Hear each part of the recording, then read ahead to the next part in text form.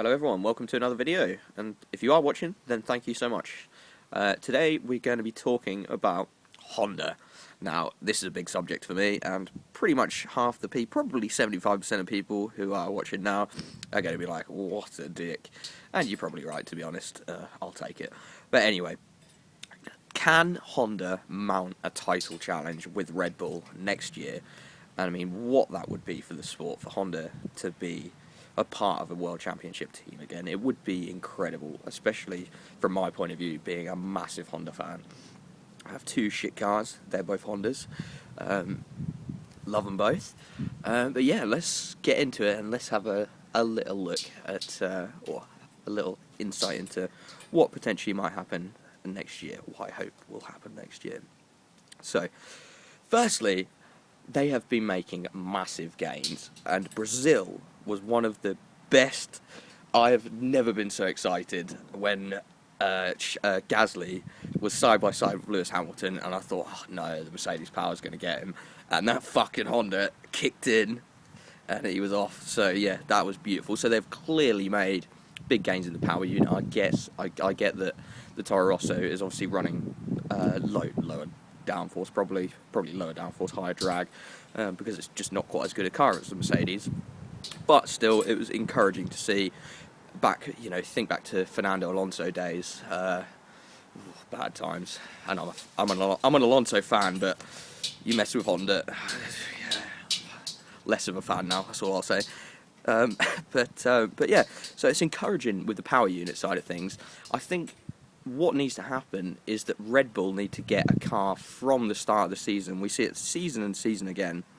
Red Bull providing a car that can win races, but after about 6 races into the season, and that's no good when you've got Mercedes winning those first 6 races of the season, and pretty much won the championship. I mean, if they'd have lost it after the first 6 races, it would have been incredible after winning all the races. So yeah, that's an interesting one. The other thing that Honda have is Max Verstappen. Now, you cannot deny. I mean, I was never a fan, to be honest, of Max Verstappen. I always knew he was incredible, but I was never a fan. But then he now drives a Honda, so I am now a massive Max Verstappen fan.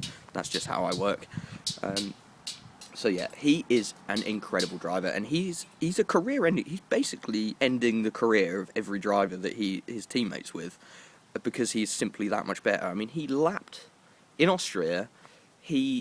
When he started second, he had that terrible start, got behind Pierre Gasly, and then lapped him, and won the race. I mean, what? I mean, that is incredible, that is. I mean, yeah, wow. I'm going to stop saying I mean so much, but yeah, that's incredible.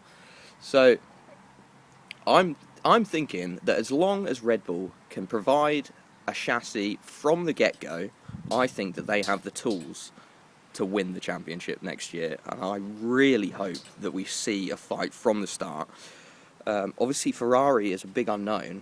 We've had all these things coming out at the minute where they're saying that the Ferrari is already an absolute shitbox.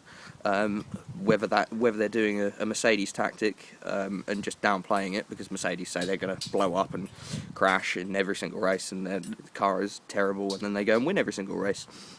So, yeah, interesting one with that. But Albon as well. Now, this is an interesting one for me, because there's been a lot of hype around Albon this season, but I never really saw much that convinced me that he was really. I mean, the only thing I think that separates him from Gasly, and I will give him credit for this, is that he was able to overtake people, and he was going for moves, whereas Gasly was just sitting behind people. But I don't think there's much pace difference between Albon and Gasly. I think that, well, certainly from looking at it, I mean, obviously I've not got any specific numbers at the minute, but I've watched the races, and Albon seems to be lagging miles behind. He nearly got that podium in Brazil when Hamilton wiped him out, but at the same time there was lots of safety cars in that race, and if you look at the pace of Albon before that safety car, he didn't have any. He did not have any at all. And Max probably, if there was no safety car, would have probably lapped him in that race as well. And we saw that time and time again. So, yeah, he's doing well on the overtaking side of things, but the pace needs to improve from him. And let's not forget, though, to be honest, let's give him credit for this, because I've just realised this. He got put into the top team at the start of the season, so let's give him a little bit of a break, I think.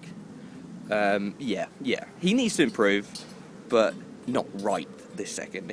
From the start of next season, he seems to be. He needs to be showing more pace than he is. Otherwise, he's going to be labelled a number 2 driver, like all Max's other teammates. And I'm guessing they don't want that. So anyway, yeah, on the roundup, can't wait for Honda next year and Red Bull. I think it's a great partnership. They obviously are working together much better than they did with McLaren. And the results are showing, so fingers crossed they have an incredible season. And thank you so much for watching the video, and I will catch you when I chat shit about Formula 1 next time. Cheers!